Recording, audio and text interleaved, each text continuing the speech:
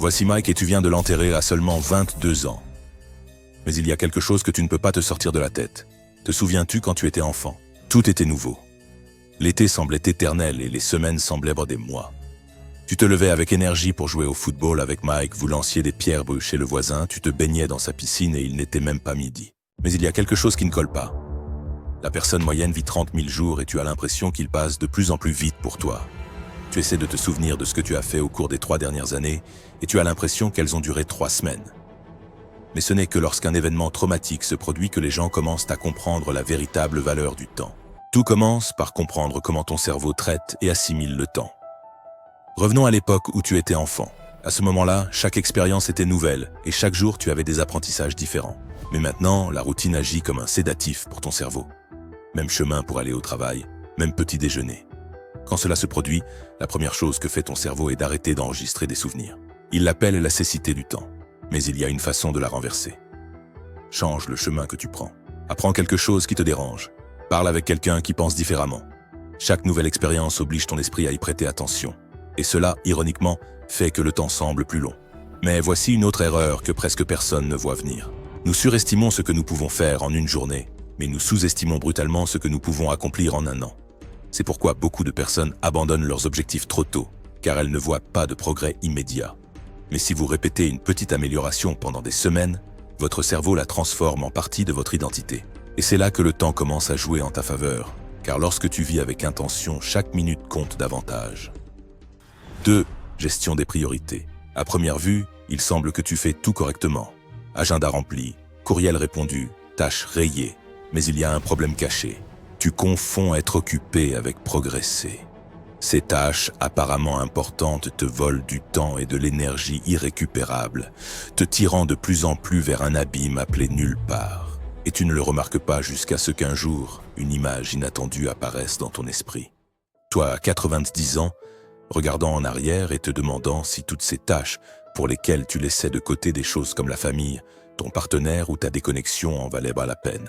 C'est de cela qu'il s'agit avec cette technique brutalement honnête, l'épreuve du lit de mort. Si tu fais un zoom arrière sur ta vie en t'imaginant déjà sur le point de mourir, soudainement ton esprit s'éclaircit. Tu commences à comprendre parfaitement quelles sont tes priorités et quelles sont ces tâches vides. Les personnes vraiment réussies ne sont pas celles qui en font plus, ce sont celles qui savent quoi ne pas faire. C'est pourquoi elles utilisent la stratégie des 2 listes. D'abord, elles écrivent tout ce qu'elles souhaitent accomplir. Ensuite, ils choisissent seulement 3 choses. Le reste, évitez-le activement, car le plus grand ennemi du progrès est la distraction qui ressemble à de la productivité. La solution n'est pas de te motiver à faire plus, c'est d'éliminer sans pitié, de couper l'inessentiel comme si ton temps en dépendait. Parce que c'est le cas. Et si jamais tu doutes de ce qu'il faut couper, reviens à cette image. Ton vieux regardant en arrière. Ce futur toi sait déjà ce qui était important. Tu as juste besoin de l'écouter. 3. Relations. Une conversation informelle, un appel inattendu, un regard de complicité quand tu en as le plus besoin. Ce sont des détails si petits qu'ils semblent sans importance. Mais si tu fais attention, tu remarqueras que ces moments, justement ceux-là, sont ceux qui te soutiennent dans les pires jours. Les relations sont les fondations de notre vie et chaque interaction est une transaction émotionnelle, où tu fais un dépôt ou tu fais un retrait. Un compliment sincère, être présent, se souvenir du nom du serveur. Tout compte. Mais lorsque tu ignores, échoues ou blesses, même involontairement, le solde diminue. Et comme dans une vraie banque, tu ne peux pas retirer ce que tu n'as pas investi. Curieusement, beaucoup de gens croient que construire des liens forts nécessite de grands gestes. Cadeaux, dîners, voyages. Mais la vérité, c'est que les relations se maintiennent ou se perdent au quotidien. Envoyer ce comment ça va sans raison, écouter sans interrompre, se souvenir du café préféré de quelqu'un.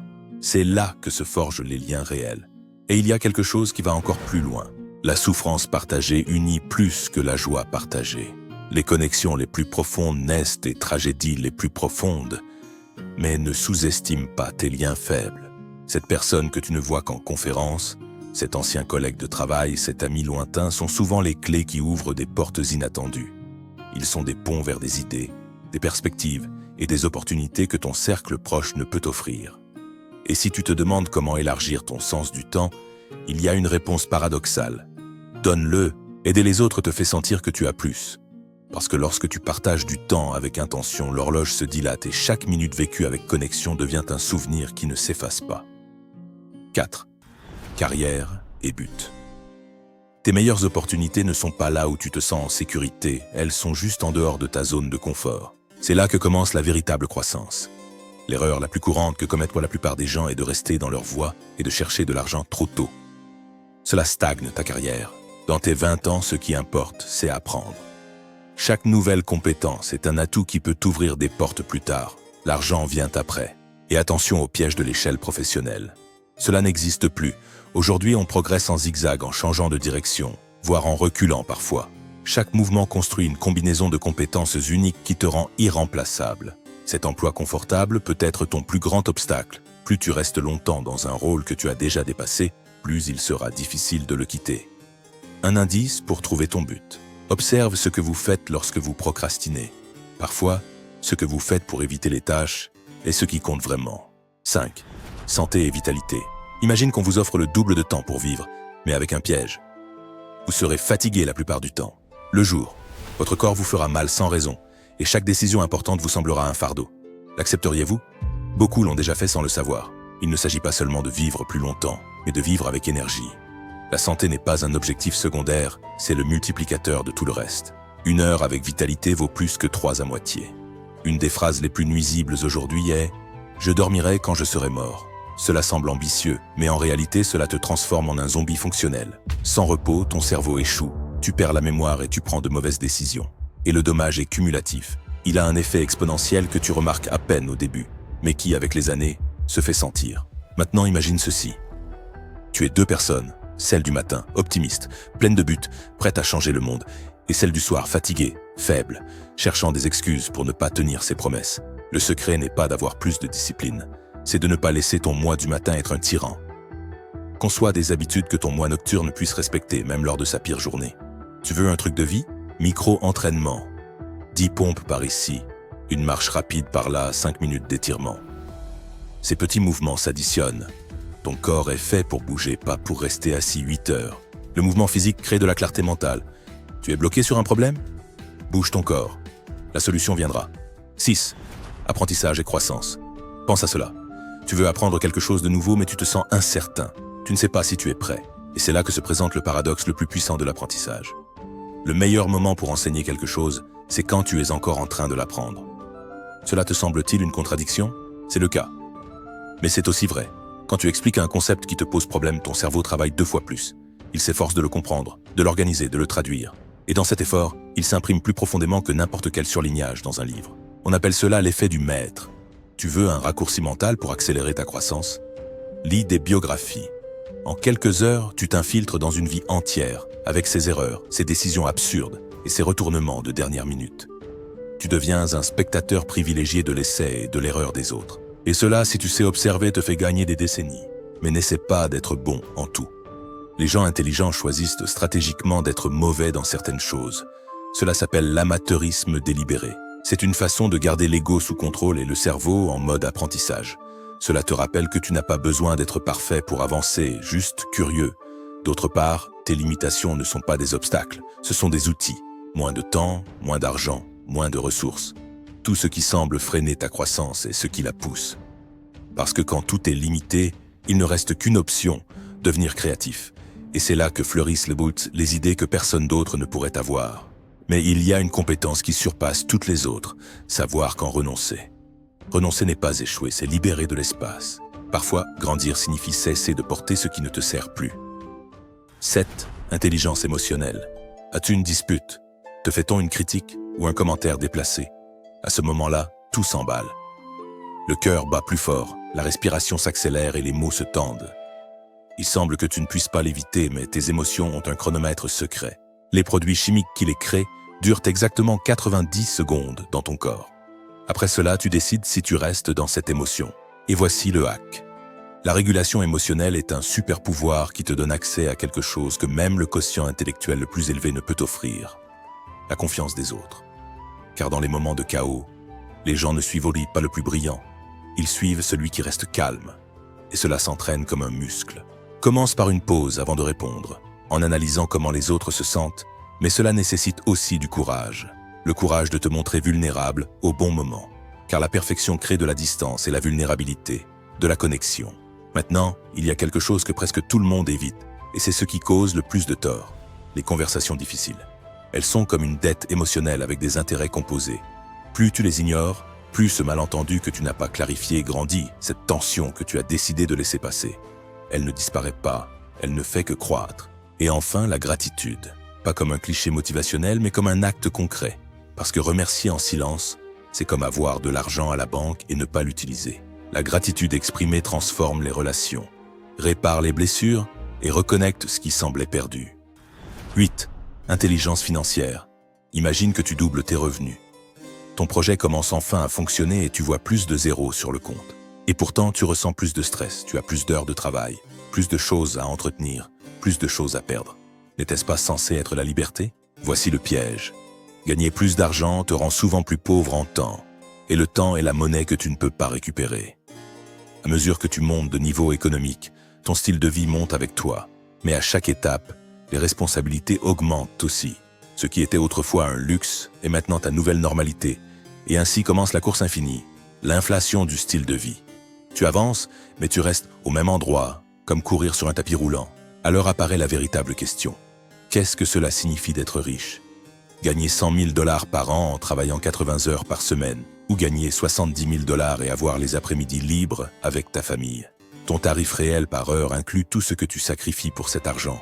La plupart des gens achètent des choses et louent des expériences. Mais la véritable richesse est à l'inverse. Il s'agit d'acheter du temps et de créer de l'espace. De l'espace pour dire non, pour se déplacer sans urgence, de l'espace pour penser. Et le plus ironique, c'est qu'il ne s'agit pas de renoncer au plaisir, mais de les choisir avec intention. 9. Énergie personnelle. Tout le monde parle de gestion du temps, planificateur, agenda, horaire minuté, mais il y a quelque chose de plus fondamental qui passe toujours inaperçu. La gestion de l'énergie. Parce que tu peux avoir tout le temps du monde et, malgré cela, ne rien accomplir si tu es épuisé. Cette courte promenade le matin, ce livre lu sans distraction, cette conversation qui te laisse l'esprit éveillé te remplissent. Tandis qu'une réunion inutile, une discussion vide ou un réseau social ouvert par inertie te vide. Et non, il ne s'agit pas de la force de volonté. Les personnes vraiment productives ne s'en dépendent pas. Elles conçoivent leur environnement pour ne pas en avoir besoin. Chaque décision, aussi petite soit-elle, quoi porter, quoi prendre au petit déjeuner, quand s'entraîner, consomme de l'énergie. Et c'est pourquoi beaucoup des plus réussis simplifient tout ce qu'ils peuvent.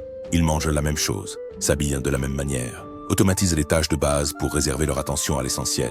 Maintenant, il y a un truc qui semble paresseux mais qui est brillant. L'incompétent stratégique. Si tu es intentionnellement mauvais dans les tâches non pertinentes, les gens cessent de te les demander. Tu deviendras inutile pour l'irrélevant et libre pour l'essentiel. Et ne sous-estime jamais le repos. C'est ta recharge stratégique. 10. Succès et capital social. Le succès ne dépend pas seulement de ce que tu sais, mais des personnes qui marchent avec toi.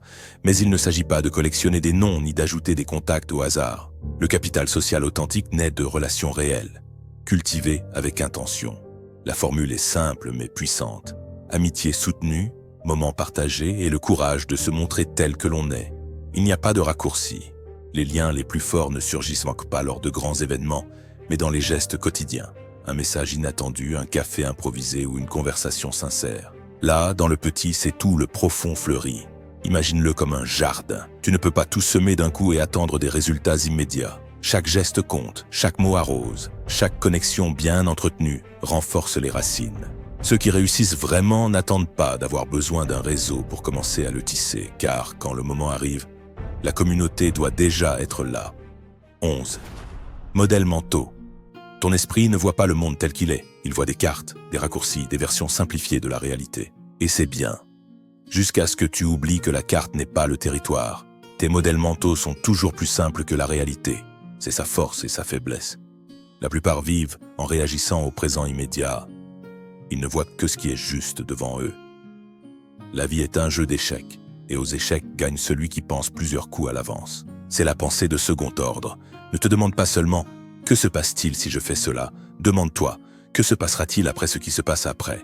Cette pensée, bien que inconfortable, est celle qui sépare ceux qui survivent de ceux qui prospèrent. C'est l'une des clés du grand succès de Napoléon. Mais voici ce qui est le plus dangereux. Ton modèle mental peut être brillant, mais complètement inutile dans un autre contexte. C'est pourquoi les véritables sages collectionnent les perspectives. Ils ne défendent pas une carte, ils en explorent plusieurs. La connaissance te dit que la tomate est un fruit. La compréhension te dit qu'elle ne va pas dans une salade de fruits. La différence réside dans les schémas. Tu veux un truc mental? Pense à l'envers. Au lieu de demander comment résoudre un problème, demande comment tu le causes. Parfois, la solution est d'arrêter de faire ce qui le cause. 12. Conception de vie. Ta vie n'est pas quelque chose qui arrive simplement, c'est le résultat de décisions constantes et dépend de la façon dont tu choisis d'agir chaque jour. Pensez-y comme un portefeuille, composé non seulement d'argent, mais aussi d'expériences, de relations, de compétences et d'objectifs. Chaque choix ajoute ou soustrait de la valeur dans ces domaines. L'erreur commune est de trop planifier et de peu essayer. Concevoir ta vie ne signifie pas avoir un plan parfait, mais faire de petits essais qui te permettent au moins de découvrir ce qui fonctionne et ce qui ne fonctionne pas. Cette idée que tu dois tout avoir clair avant de commencer à vivre est erronée. Tu ne peux pas tout résoudre depuis la théorie. Tu dois essayer, ajuster et avancer. Le changement ne nécessite pas toujours de grands efforts. Parfois, modifier une seule habitude pendant 5 minutes par jour suffit pour créer un véritable élan. Il est également crucial de revoir tes critères. Peut-être que le succès ne réside pas dans l'argent ou le statut, mais dans le temps que tu consacres à ce qui compte vraiment, ta famille, ta croissance ou l'impact que tu génères. Et c'est pourquoi les révisions mensuelles ne sont pas optionnelles. Elles te permettent de détecter des désajustements avant qu'ils ne deviennent des problèmes majeurs. C'est une façon simple d'éviter des regrets plus tard. Et la leçon la plus importante arrive maintenant. L'horloge ne s'arrête pas. Peu importe si tu l'ignores, si tu te distrais ou si tu remets à plus tard. Le temps continue d'avancer, silencieux et implacable. Et c'est là la paradoxe. Tu ne peux pas obtenir plus d'heures, mais tu peux faire en sorte que chaque heure compte. Tes habitudes deviennent tes jours deviennent tes années, et tes années deviennent ton histoire. La bonne nouvelle, vous n'avez pas besoin de tout transformer aujourd'hui. Juste une chose, une idée, une action. Choisissez celle qui a le plus résonné avec vous et essayez. Parce que la vérité est la suivante. Le meilleur moment pour commencer à vivre vraiment n'est pas demain. Ce n'est pas quand vous aurez le temps. Ce n'est pas quand tout sera résolu. C'est maintenant. N'oubliez pas de soutenir ce type de contenu en vous abonnant et en regardant cette autre vidéo très curieuse qui vous plaira.